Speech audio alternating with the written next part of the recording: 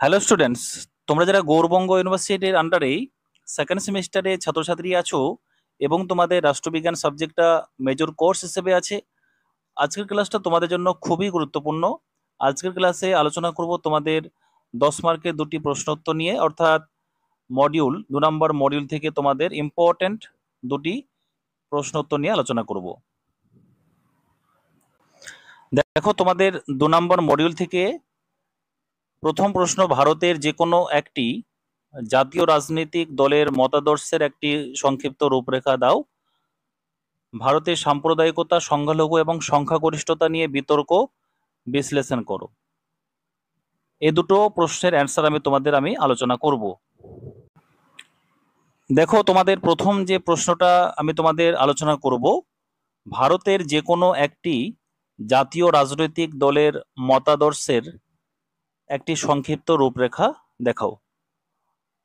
তাহলে প্রথমে তোমরা ভূমিকা লিখবে। আমি ভূমিকাটা পড়ে শোনাচ্ছি, তোমরা শুনবে। বর্তমানে সকল রাজনৈতিক ব্যবস্থায় রাজনৈতিক দল অপরিহার্য।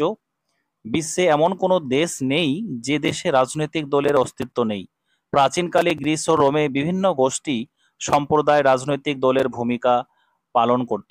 মধ্যযুগে অভিজাত শ্রেণী, ভূস্বামী, যাজক ও বণিক শ্রেণী দেশের নেতৃত্ব ও কৃতিত্ব করত। আধুনিক যুগে সর্বপ্রথম রাজনৈতিক দলের উৎপত্তি হয় ইংল্যান্ডে।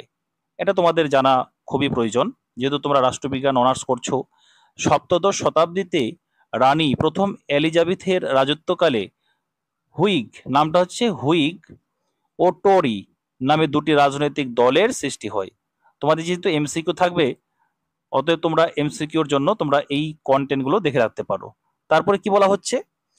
তারপরে বলা হচ্ছে, বস্তুত রাজনৈতিক দল গণতন্ত্রের প্রাণস্বরূপ, তবে একনায়কতান্ত্রিক বা কৃতিত্ববাদী শাসন ব্যবস্থায়ও রাজনৈতিক দলের অস্তিত্ব লক্ষ্য করা যায়। তারপরে তোমরা পয়েন্ট করবে রাজনৈতিক দলের মতাদর্শ। রাজনৈতিক দল হলো একটি সংগঠিত গোষ্ঠী যারা রাষ্ট্রীয় ক্ষমতা অর্জন ও ব্যবহারের মাধ্যমে সমাজ ও রাষ্ট্র পরিচালনার লক্ষ্যে কাজ করে। তারপরে সংগঠিত কাঠামো। দেখো, প্রত্যেকটা পয়েন্ট কিন্তু এতটাই তোমাদের নির্ভুল, অর্থাৎ এখানে কোনো রকম তোমাদের ডাউট নেই, কারণ তোমরা দেখতেই পাচ্ছ নোটসের কোয়ালিটি। আর এক্সামিনার যেভাবে খাতা দেখতে পছন্দ করেন সেভাবেই কিন্তু নোটসগুলোকে স্ট্যান্ডার্ড ভাবে তৈরি করা হয়েছে। আর একটা কথা, সেটা হলো তোমরা যারা রাষ্ট্রবিজ্ঞান মেজর সাবজেক্টের স্টাডি মেটেরিয়াল তোমরা পারচেস করতে চাইছো বা তোমরা সংগ্রহ করতে চাইছো, এই যে স্ক্রিন দেওয়া নম্বরটি দেখতে পাচ্ছ, এই নম্বরে যোগাযোগ করে তোমরা সংগ্রহ করতে পারো। তাছাড়া আমাদের অনলাইন পেড ক্লাস চলছে, তোমরা ক্লাসের জন্য অ্যাডমিশন নিতে পারো প্রয়োজন অনুযায়ী। তারপরে দেখো, রাজনৈতিক দল একটি সুসংগঠিত কাঠামো দ্বারা পরিচালিত হয়। এর মধ্যে কেন্দ্রীয় কমিটি, শাখা কমিটি এবং স্থানীয় সংগঠন অন্তর্ভুক্ত থাকে। এই কাঠামো দলের কার্যক্রমকে সুশৃঙ্খলভাবে পরিচালনা করে। অর্থাৎ সংগঠিত কাঠামো হলো সাংগঠনিক লক্ষ্য অর্জনের জন্য ব্যক্তি ও দলের কাজের মধ্যে পারস্পরিক সম্পর্ক ও সমন্বয়ের আনুষ্ঠানিক রূপরেখা, যা ব্যবস্থাপনা কর্তৃক নির্ধারিত হয়। এভাবে তোমরা কিন্তু লিখবে। তারপরে এই অংশটুকু তোমরা দেখে নাও। তারপরে চলে যাব নেক্সট পয়েন্টে, রাজনৈতিক লক্ষ্য ও আদর্শ। প্রতিটি রাজনৈতিক দলের নিজস্ব রাজনৈতিক লক্ষ্য ও আদর্শ থাকে।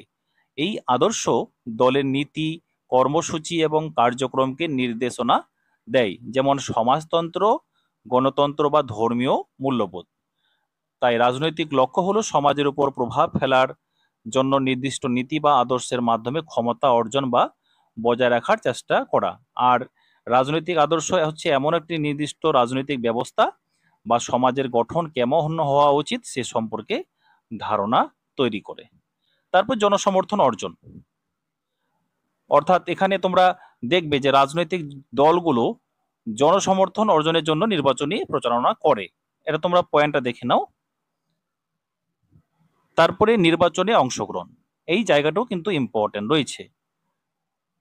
তারপরে শতক থেকে আধুনিক গণতন্ত্র নির্বাচন, এখানে কিছু নেতৃত্ব বা সদস্য আছে, এই পয়েন্টটাও তোমরা দেখো। এখানে দেখো, আমি একটু সংক্ষেপে আলোচনা করি। নেতৃত্ব হলো এমন একটি প্রক্রিয়া যেখানে একজন ব্যক্তি বা দল অন্যকে প্রভাবিত করে, অনুপ্রাণিত করে, ইন্সপায়ার্ড করে কোনো লক্ষ্য অর্জনের জন্য একত্রিত করে, মানে যে লক্ষ্যটার জন্য অনুপ্রাণিত হলো বা প্রভাবিত করলো একজন ব্যক্তি অন্য একজন দলকে, সেখানে তারা ওই লক্ষ্যটাকে তারা অর্জনের জন্য একত্রিত হচ্ছে। কিভাবে সেখানে সদস্য হওয়া যায় বা সেখানে কিভাবে অবদান রাখা যায়। তারপরে দেখো সরকার গঠন বা বিরোধী ভূমিকা। সরকার গঠন মানে কি, রাজনৈতিক দলই তো সরকার গঠন করে, বিরোধী দল হিসেবে সরকারের কাজের সমালোচনা বা পর্যবেক্ষণ করবে, এটাই তো স্বাভাবিক। তো এই গণতন্ত্রের একটি গুরুত্বপূর্ণ দিক হলো আধুনিক গণতান্ত্রিক শাসন ব্যবস্থায় পরিচালনার একটি অপরিহার্য অংশ। তারা সরকারের কার্যক্রমের সমালোচনা বা জনস্বার্থের সংরক্ষণ, আইন প্রণয়ন প্রক্রিয়া অংশগ্রহণ, বিভিন্ন জবাবদিহিতা নিশ্চিত করার মাধ্যমে গুরুত্বপূর্ণ ভূমিকা পালন করছে। তারপরে তোমরা এই 7 নম্বর পয়েন্টটা দেখো, আমি পড়ে শোনাচ্ছি না, তোমরা জাস্ট দেখে নাও, মূল্যবান পয়েন্টগুলো দেখে নাও। আরেকটা প্রশ্ন আছে, আন্তর্জাতিক সম্পর্ক পরিবর্তন উন্নয়নের হাতিয়ার। ঠিক আছে, একটু রাষ্ট্রবিজ্ঞান অনার্স তো মেজর কোর্সে একটু ব্যাখ্যাবহুল লিখতে হবে, না হলে কিন্তু তোমরা কখনোই কিন্তু নাম্বার উপযুক্ত পাবে না। তারপরে উপসংহারে বলবে তোমরা, পরিশেষে বলা যায়, এটা তোমরা লিখবে। তারপরে আরেকটা প্রশ্ন, ভারতের সাম্প্রদায়িকতা, সংখ্যালঘু এবং সংখ্যাগরিষ্ঠতা নিয়ে বিতর্ক বিশ্লেষণ করো। এই দুটো প্রশ্নই কিন্তু খুব ইম্পর্টেন্ট। আমি তোমাদের এমনি দেখাচ্ছি, তোমরা দেখে নাও। প্রথমে ভূমিকা, তারপরে ভূমিকার পরে মূল পয়েন্ট তোমরা দিবে, সংখ্যাগরিষ্ঠতা ও সংখ্যালঘু সাম্প্রদায়িকতা, এইভাবে টু দ্য পয়েন্ট তোমরা কিন্তু লিখবে। কারণ রাষ্ট্রবিজ্ঞান মেজর সাবজেক্টে একটু তথ্যবিহুল না হলে কিন্তু তোমাকে কিন্তু একটু খাটতে হবে। মাইনর হলে সেটা আলাদা ব্যাপার, পাস কোর্স হলে পরে সেটা চলে যায়। তো দেখো প্রত্যেকটা পয়েন্ট হচ্ছে তোমাদের এতটাই নির্ভুল, এখানে কোনো রকম কোনো তোমাদের মানে ডাউট নেই যে তোমরা এই প্রশ্নগুলো পয়েন্টগুলো তোমরা লিখতে পারলে তোমরা যে ভালো নাম্বার পাবে না, এমনটা নয়।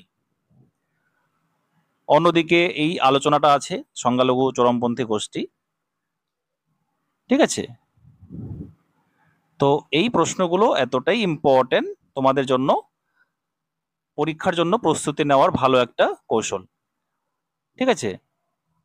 তারপরে তো তোমরা দেখো নিচের দিকে, এখানে মূল পয়েন্টগুলো শেষ হচ্ছে, তারপরে উপসংহার। উপসংহারটা তোমরা একটু দেখে নাও।